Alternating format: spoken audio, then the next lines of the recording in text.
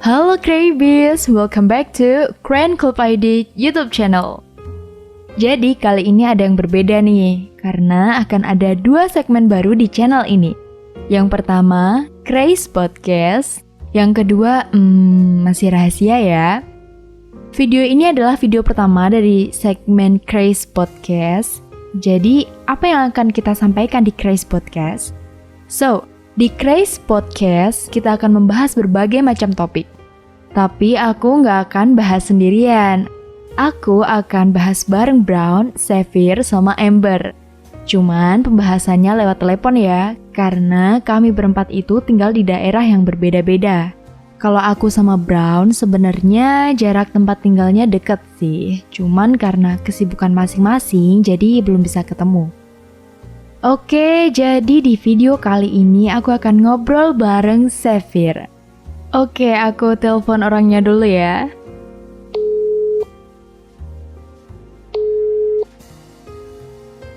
Halo, Sep. Lagi apa nih? Lagi tiduran, kan bentar lagi jam tidur. Oh iya. Sapa Crabies dulu dong. Halo Crabies, how are you today? Udah pada tidur apa belum nih? Nggak tahu juga ya, ini uploadnya siang, pagi, atau malam ini. Kalau kayak biasanya sih malam pasti. Oke, sekarang kenalan dulu dong, biar Crabies makin kenal lagi sama kamu.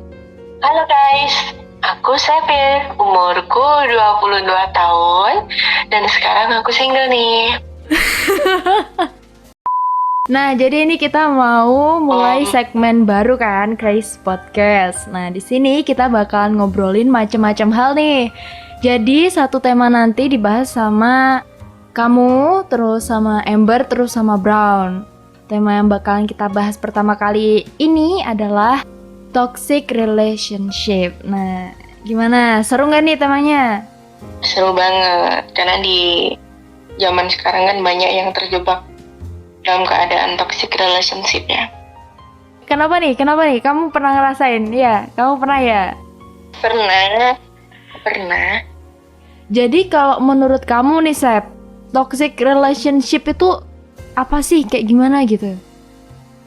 Toxic relationship itu kalau menurut aku pribadi sih ya, ketika kita itu menganggap cinta itu segalanya. Wow. Sampai kadang diri itu tidak sadar bahwa kita tuh bodoh. Bodohnya gimana nih? Rela melakukan segala sesuatu demi pasangan kita. Bukannya itu kayak rela berkorban gitu ya?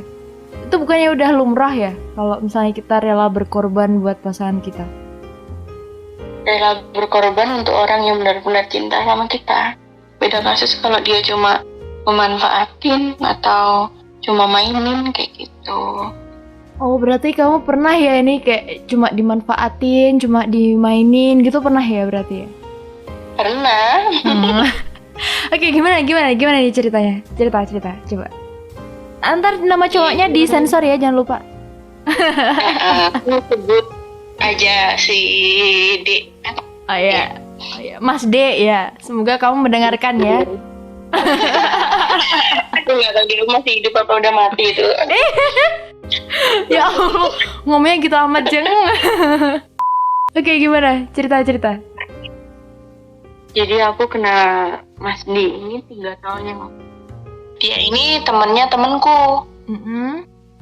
Terus dia nyuri nomor teleponku, terus deketin aku. Awalnya tuh aku nggak tertarik. Dia tuh kerjanya jadi advokat waktu itu. Terus di awal-awal tuh aku tertarik sama dia. Karena orangnya tuh kelihatannya baik, perhatian gitu ya, mapan, ya gambaran cowok-cowok idaman lah, bisa dibilang kayak gitu. Selama berjalannya waktu 5 bulan, 6 bulan, ini kok tiba-tiba banyak berubahnya. Jadi karena memang aku dari awal sudah memahami ya dia ini duda, jadi memang permasalahan hidupnya tuh kompleks. Oh, jadi ini Mulai tuh Mas D itu udah duda. Oke, gitu, siap. Punya 1 anak, tapi anaknya tuh ikut mantan istrinya. Oh, iya. Terus? Terus habis itu udah berjalannya 6 bulan itu dia mulai pinjem-pinjem uangku. Waktu itu tuh dia pinjem buat biaya pengobatan anaknya yang katanya kecelakaan. Aku kasihlah 2 juta. Terus setelah itu ibunya yang sakit, bapaknya yang sakit kayak gitu terus. Dan aku kasih kayak orang bego gitu. Dalam 2 minggu tuh aku habis banyak uang.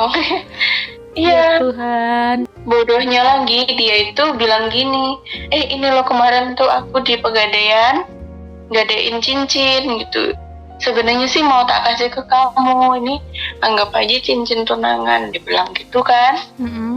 Aku kan seneng ya berbunga-bunga. Terus dia bilang gini, ini harganya tuh aslinya 10 juta. Cuma karena masih nunggak di Pegadaian, masih kurang 2 juta. Bisa minta tolong nggak 2 juta buat nebusin ini. Ih gila. Lagi ya. Bodohnya lagi itu saking bodohnya tak transfer lagi. Gila. Iya. 2 juta kamu ngasih lagi tuh. Ngasih tuh. Gila. Maksudnya tuh kayak dia ngomong gitu tuh langsung tak transfer. Aku nggak ngerti waktu itu aku dipelet apa gimana. Nggak ngerti aduh bodoh banget. Dia bukannya kerjanya di advokat ya? Iya, di Pegadaian tuh dia jadi gini, dia ini kelihatannya kan mapan nih, mobilnya kan 2, rumahnya juga mewah. Ternyata itu semua tuh kredit. Gaji dia yang 1 bulan 8 juta tuh nggak cukup. Gila, 1 bulan 8 juta nggak cukup? Nggak cukup, jadi isinya hidup dia tuh ya gali lubang tutup lubang gitu. Oh gitu, gila sih itu. Kayak, ya ampun, oke Mas D, ini aku agak mind blowing. Iya, yang lu mind blowing sih aku sih, kok bodoh gitu ya. Iya, kok pasti tuh mau aja. Iya itu aku kok nggak mikir ya 1 kali 2 kali. Terus dia tuh pernah ya nelpon. Waktu itu tuh, kalau dia kan tinggal di Bandung. Terus waktu itu dia nunjukin itu adiknya tuh nangis. Katanya uangnya tuh hilang 500.000. Terus pinjem ke aku, tuh adiknya nangis. Terus tak kasih lagi, tak transfer. Ya ampun, sampai segitunya gila. Kayak semua keluarganya tuh dibikin jadi alasan gitu ya? Iya, jadi gitu. Terus yang lebih parah dia bilang ibunya sakit. Ternyata aku setelah ketemu sama dia, setelah LDR 6 bulanan itu ya kan ketemu. Terus dari situ aku tahu ternyata ibunya itu udah meninggal 8 tahun yang lalu. Gila. Mind blowing banget, gila. Bentar. Jadi selama dari awal kenal itu kalian dari LDR gitu? Pertama kenal tuh ketemu, setelah itu LDR. Oh gitu, ya. Gila sih, ngomong ibunya sakit, ternyata ibunya udah meninggal 8 tahun yang lalu. Gila Mas. Iya, dibilang anaknya kecelakaan itu bohong. Anaknya nggak apa-apa. Aku tahu karena ternyata tuh ini yang ngomong tuh temennya. Terus yang lebih parah lagi itu ya, aku itu mulai curiga sih. Karena cincinnya nggak kunjung dikirim-kirim.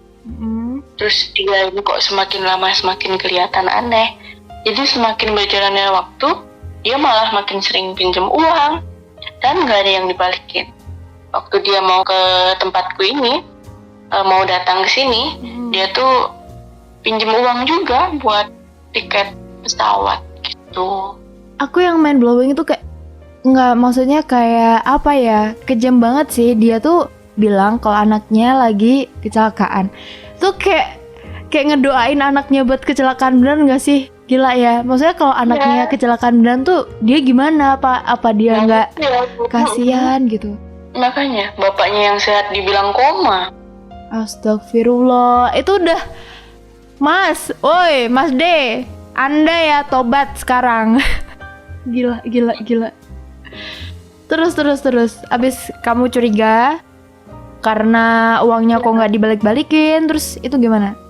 Terus teman-teman dia tuh mulai banyak yang ngeluh. Katanya pinjem ke dia. Jadi teman dia tuh ada yang direktur. Aku kenal dia juga ya. Terus dia cerita, si dia gimana ya? Jadi tuh semakin lama tuh semakin aku dengar berita dari orang-orang, ternyata yang kena bualan dia tuh gak cuma aku, ternyata tuh teman-teman dia juga, teman dekat. Gila. Nggak ada yang 20 juta, 10 juta kayak gitu. Gila, sampai 10 juta?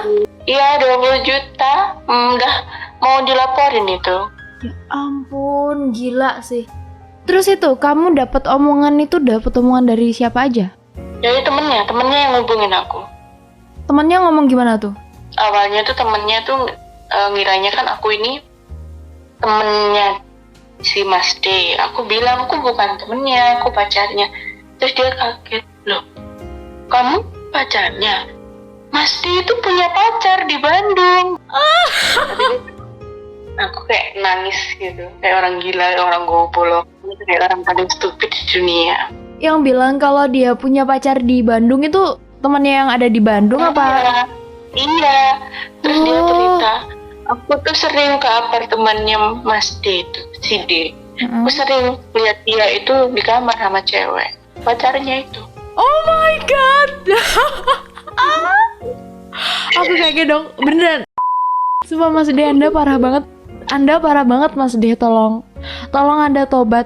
Mumpung sekarang masih sehat ya Mas D. Untuk Mas D, gila sih Anda.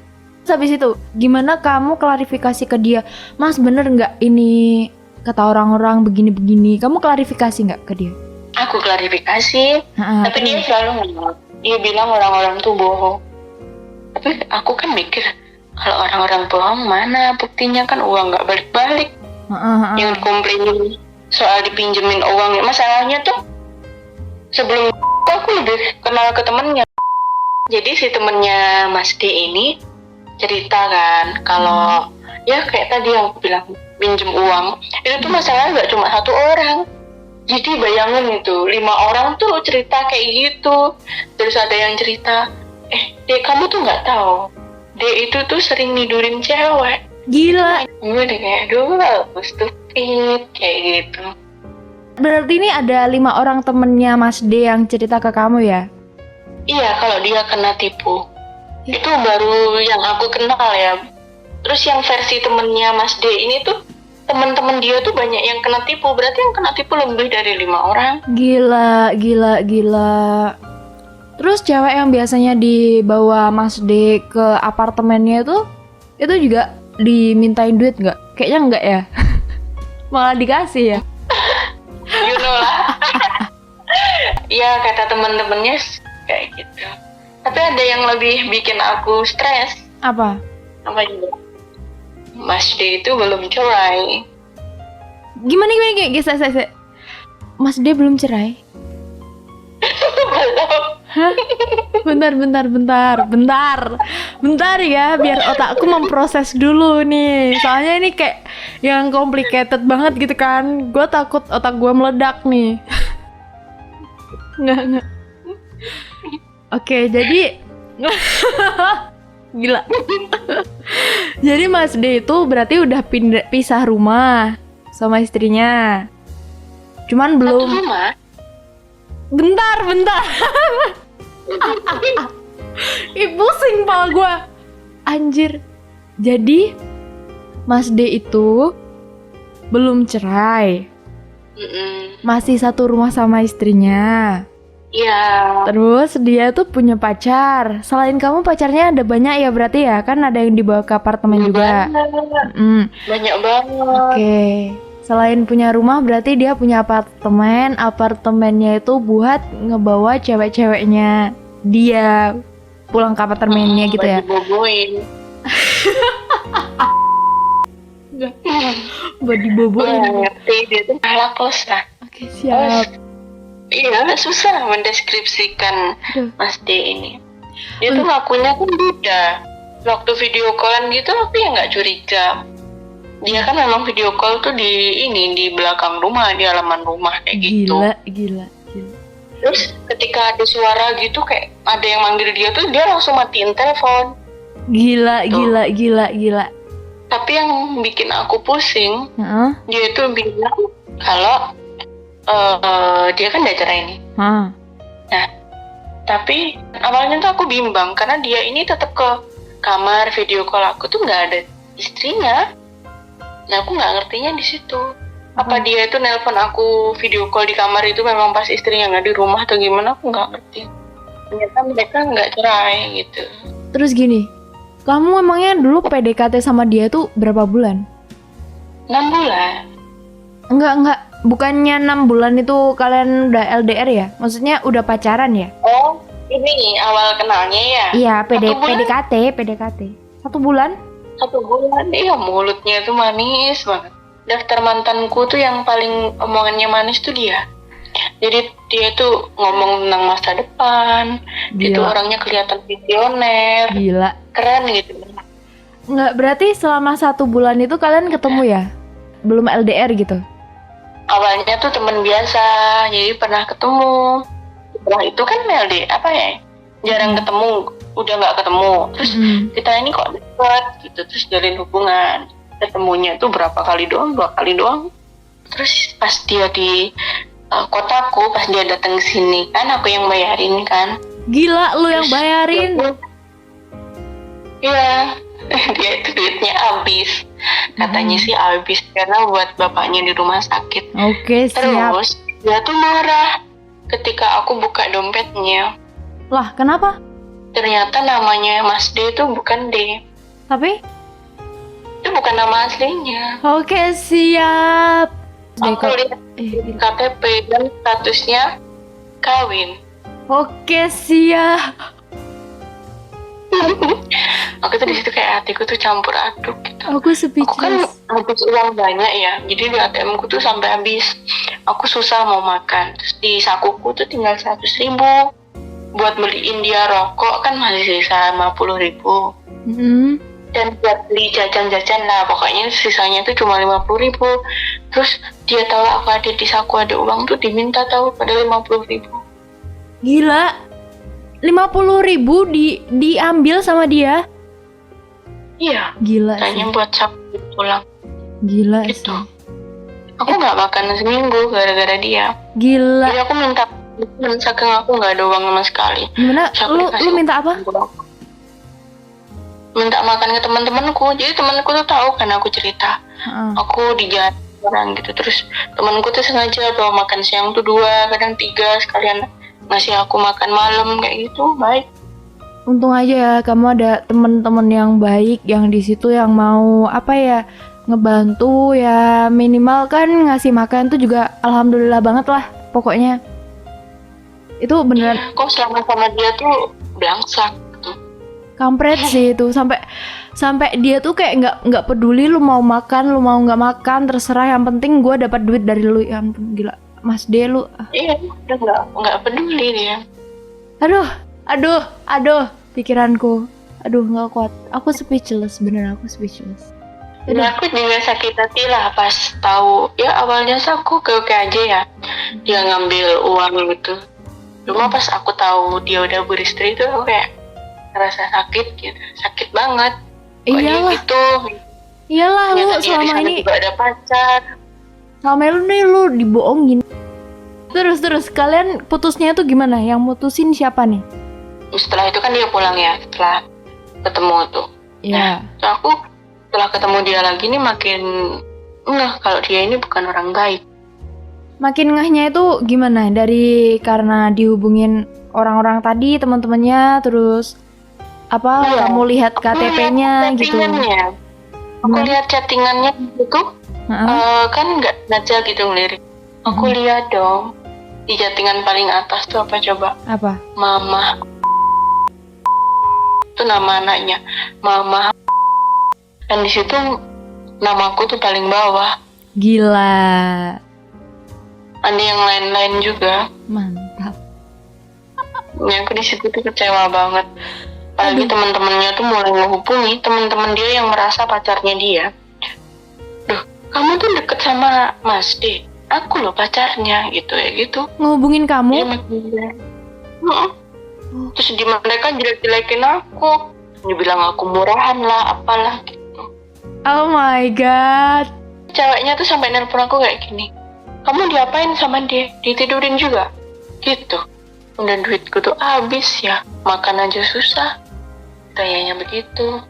Beb, Lu nggak jawab aja gini, Mbak, mohon maaf ya, Anda itu dibayar, dikasih makan, ditraktir itu dari duit saya, mohon maaf. Aku tuh cuma bisa diem nangis gitu. Yang lebih jahat sih temennya dia yang cowok. Nelfon Gimana? aku tuh diapain aja sama dia. Gila. Kayak nyakitin aku ya, seolah aku ini apaan gitu ya. Sakit hati banget pas itu kayak. Aku pengen bunuh diri. Jadi aku sering bawa gunting, pengen bunuh diri.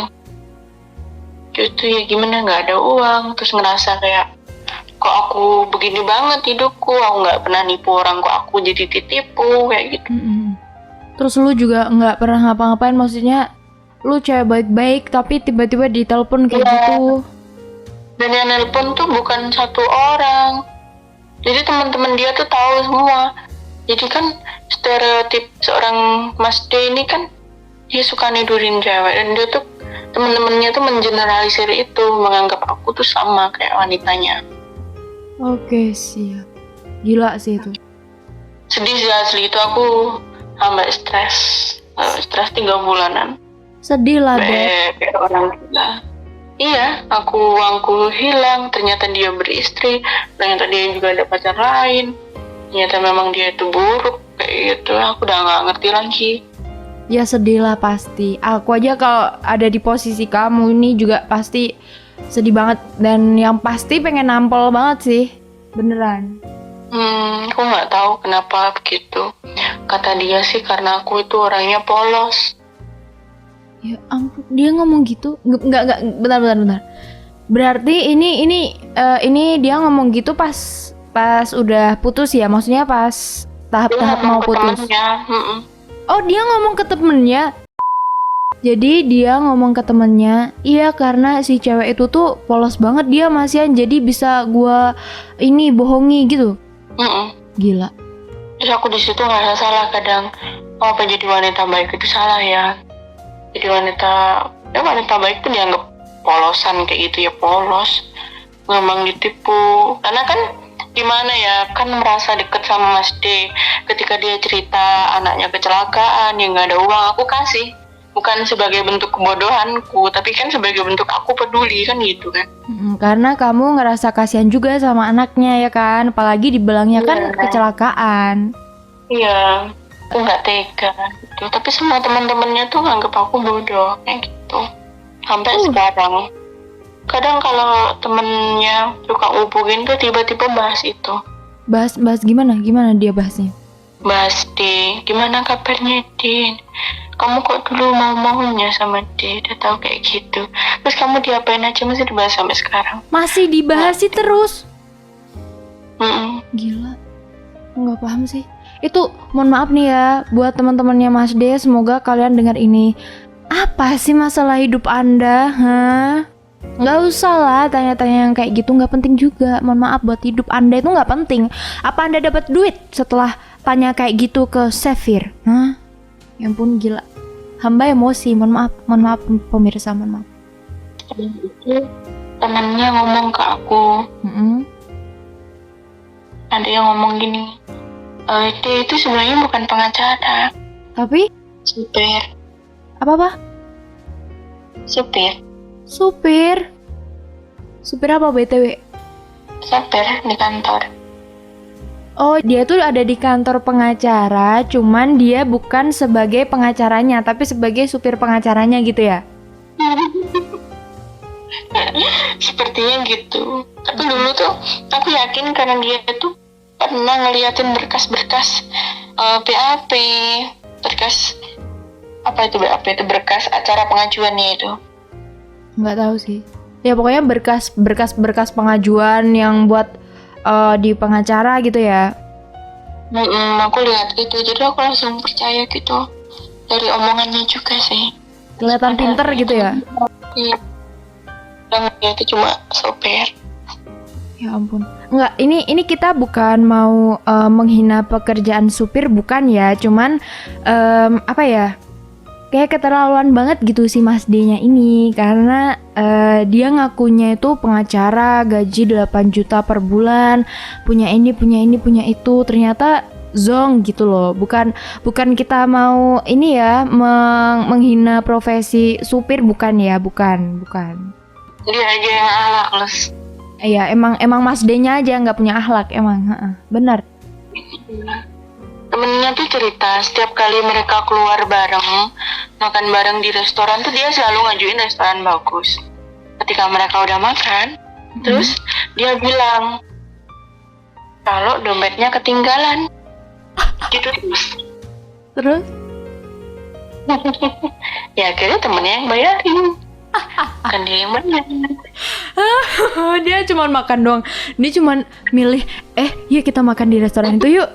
Iya yuk berangkat. Teman-temannya ngira mau dibayarin nih, ternyata oke, siap. Gak bawa duit, dia selalu gitu alasannya sampai temennya tuh apa. Kalau sekali mah temennya gak mungkin sampai hafal. Berkali-kali. Aduh gila sih, gila. Ini ngelawak banget, Mas. Ngelawak banget sih jadi orang, gila. Dia mau jalan-jalan tuh kan. Terus dia bilang juga minta transfer ke temenku, katanya nggak bawa ATM. Gila, parah sih, nggak paham lagi deh gue. Terus ini kalian putusnya tuh gimana? Via telepon apa pas ketemu? Aku kan ngeblokir dia, terus dia tuh masih berusaha meyakinkan aku bahwa dia itu benar, bahwa yang dia omong orang-orang tuh salah. Terus aku nggak percaya, aku blokir. Terus dia tetap SMS gitu. Terus dia telepon. Terus di situ aku marah-marah ke dia. Terus dia bilang mau dilaporin. Nah di situ aku baru kalau dia beneran jahat. Gimana? Dia bilang dia mau ngelaporin kamu. Bukan. Aku kan dulu ngekos. Nah ini tuh anaknya ibu kos aku ini punya suami, dan suaminya tuh pinter hukum gitu. Terus dia bilang, kan aku ceritain, dia kan deket sama aku juga kan keluarganya. Dia bilang mau ngelaporin si D ini kalau dia nggak ngembaliin duit. Terus si D ini jawabannya gini, ya silakan kalau mau dilaporin gitu. Berani nantang ya berarti si D. Berani nantang karena dia yakin nggak ada bukti gitu. Padahal kamu ada bukti transfernya itu masih ada. Ada, aku tuh bukti transfer, bukti chat, ada semua. Terus habis itu? Aku udah muak. Kayak dari dia nantang gitu, aku udah makin tahu tabiat aslinya memang nggak baik. Terus aku blok semua nomornya. Blokir semua nomornya? Terus habis itu? Ada kata, udah mas kita putus aja gitu nggak? Nggak pernah ada. Terus dia juga nggak pernah minta maaf. Sampai sekarang dia nggak pernah minta maaf? Sampai sekarang dia nggak pernah minta maaf. Dan dia juga sampai sekarang nggak balikin duitnya sepeser pun ya? Enggak. Nanti aku bisa ngasih pesan ke Mas D. Siapa tahu dia nonton. Iya, silakan. Nah ini Mas D tolong didengarkan, semoga Anda menonton. Ini ada pesan dari Sefir, semoga Anda kenal suaranya ya. Oke, silakan. Mas D, apa masih ingat sama aku? Setelah sekian lama nggak bertatap muka, nggak komunikasi lagi, jujur aku udah maafin segala kelakuanmu di masa lalu. Segala hal yang kamu lakuin ke aku udah ikhlas. Aku maafin tanpa perlu kamu minta maaf. Aku mau ngucapin makasih sebab kamu ngajarin aku arti kesabaran, arti tegar. Aku merasa bahagia, aku jauh lebih tegar daripada sebelumnya. Kamu kasih tahu aku bahwa di dunia ini tuh bukan hanya orang baik aja yang eksis gitu. Bahwa bakalan ada nanti itu yang berusaha menjatuhkan kita, ada yang berusaha jahatin kita. Kamu ngajarin itu. Dan darimu aku belajar tegar. Tidak apa atas apa yang kamu lakukan kemarin. Aku udah maafin. Dan untuk uang yang gak kamu balikin, gak apa-apa. Aku juga gak bakal nagih kok. Tuh, semoga hidupmu jauh lebih bahagia daripada dulu. Semoga uangmu jauh lebih banyak. rezekimu selalu lancar, sehingga kamu nggak perlu nipu-nipu atau minjem uang ke orang lain lagi.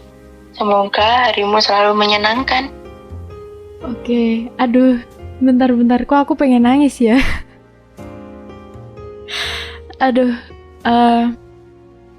apa ya? Aduh, berat banget sih. Ini cerita yang bener-bener toksik banget.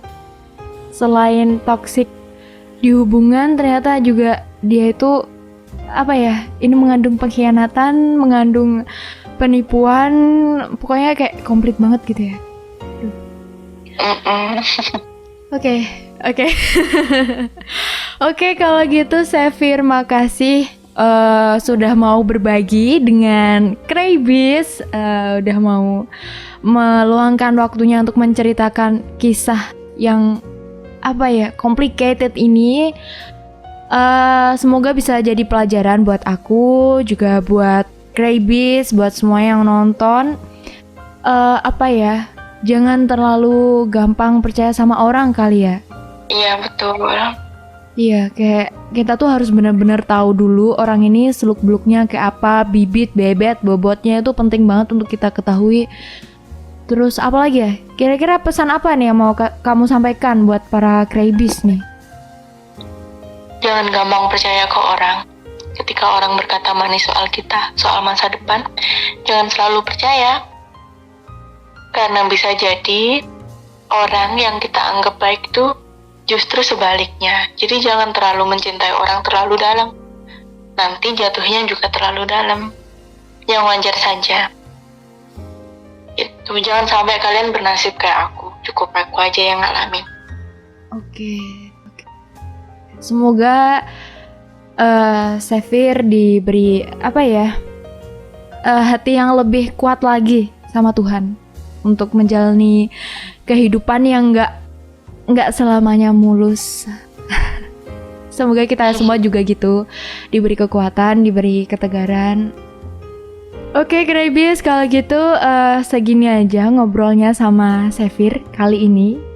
Di lain kesempatan kami akan ngobrol-ngobrol lagi dengan tema yang berbeda mungkin. Tapi kalau kalian masih pengen ngebahas tentang toxic relationship yang lebih banyak lagi sama Sefir, bisa tinggalkan di kolom komentar di bawah. Karena ini dia pengalaman toxic relationship-nya banyak banget. Juga jangan lupa like, subscribe, tinggalin komentar di bawah, saran, kritik sarannya juga penting banget buat kami biar channel ini semakin berkembang ke depannya.